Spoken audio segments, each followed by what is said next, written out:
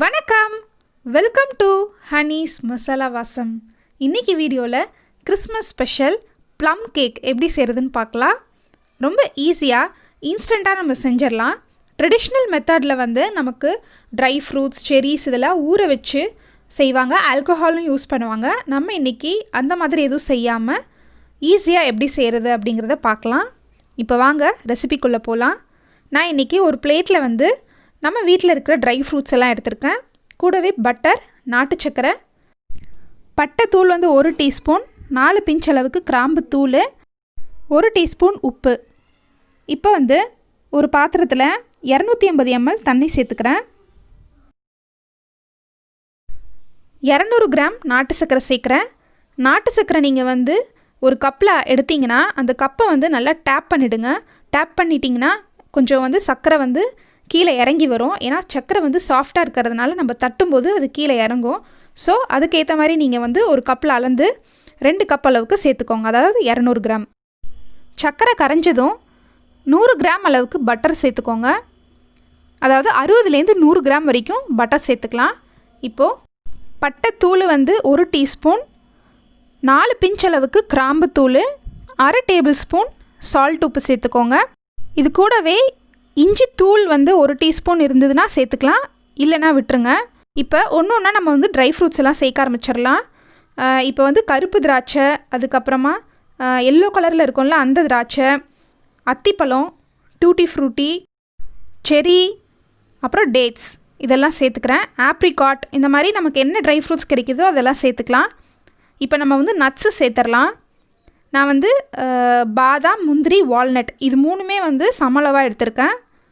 எல்லாமே சேர்த்து ஒரு 50லேருந்து 60 கிராம் இருக்கும்.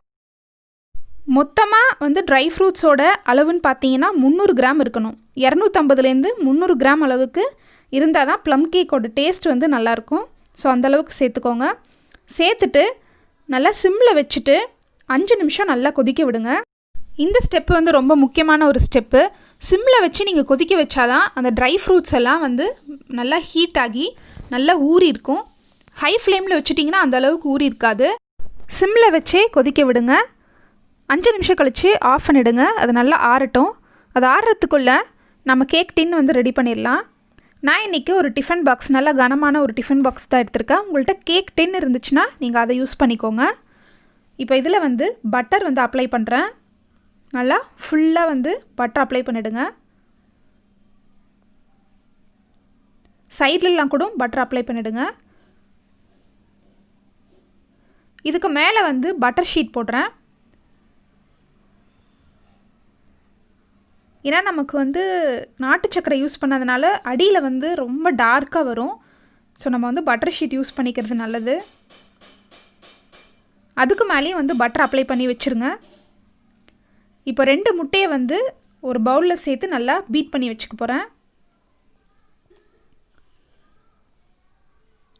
விஸ்க் யூஸ் பண்ணி ஒரு 2 நிமிஷம் நல்லா பீட் பண்ணி வச்சுக்கோங்க.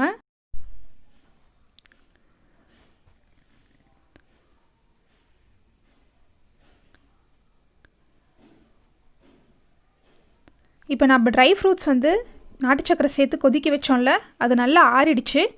இதை ஒரு மிக்சிங் பவுலில் சேர்த்துக்கலாம்.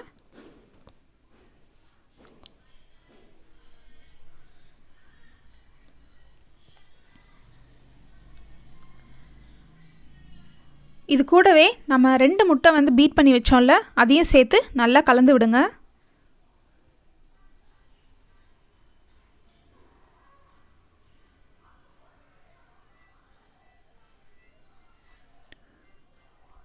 அடுத்து இன்னொரு பவுலில் 1/2 கப் அளவுக்கு மைதா மாவு சேர்க்குறேன். மைதா மாவுக்கு பதிலாக கோதுமை மாவு கூட நீங்கள் சேர்த்துக்கலாம், அதுலேயும் நல்லா வரும். 1 டேபிள் ஸ்பூன் அளவுக்கு பேக்கிங் பவுடர் சேர்க்குறேன்.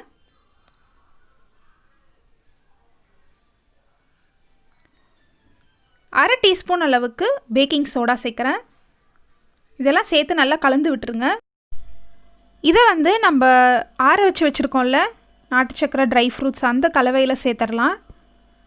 கொஞ்சம் கொஞ்சமாக சேர்த்து நல்லா மிக்ஸ் பண்ணி விடலாம்.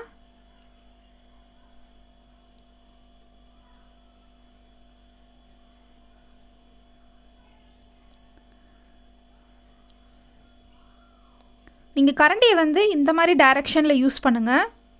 ரொம்ப குத்தாமல் ஒரே டைரெக்ஷனில் இப்படி எடுத்து எடுத்து விடுங்க. இந்த மாதிரி பண்ணுங்கள்.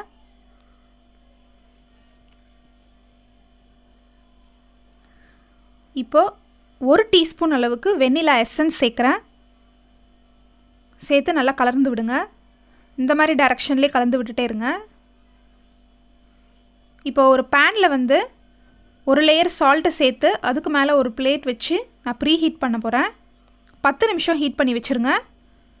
10 நிமிஷம் கழித்து நம்ம ரெடி பண்ணி வச்ச பேட்டரை சேர்த்து பேக் பண்ணிடலாம். இப்போ அந்த பாக்ஸில் வந்து வெண்ணெய் தடவி வச்சுருக்கோம்ல, அதில் வந்து பாதி அளவுக்கு தான் நான் வந்து அந்த பேட்டர் சேர்க்குறேன். அதுக்கு மேலே கொஞ்சம் ட்ரை ஃப்ரூட்ஸ் வந்து டெக்கரேஷனுக்கு சேர்த்துக்கோங்க. இப்போ 10 நிமிஷம் ஹீட் பண்ணியாச்சு. அதை ஓப்பன் பண்ணி நம்ம அந்த கேக் டின்னை வச்சிடலாம்.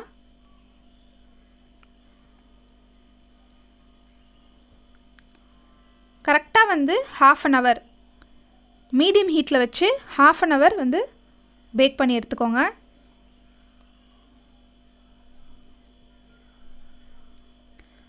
எனக்கு வந்து 35 மினிட்ஸ் ஆச்சு இது ரெடி ஆகிறதுக்கு. இது ரெடி ஆகிடுச்சான்னு செக் பண்ணிக்கிறதுக்கு ஒரு டூத் பிக் வந்து கேக்கோட நடுவில் வந்து நல்லா குத்தி பாருங்கள். ஒட்டாமல் வந்திருக்கு பாருங்கள். ஸோ இது வந்து கேக் ரெடி ஆயிடுச்சு. கேக் ரெடி பண்ணும்போது மீடியம் ஹீட்டில் வச்சே பேக் பண்ணிக்கோங்க.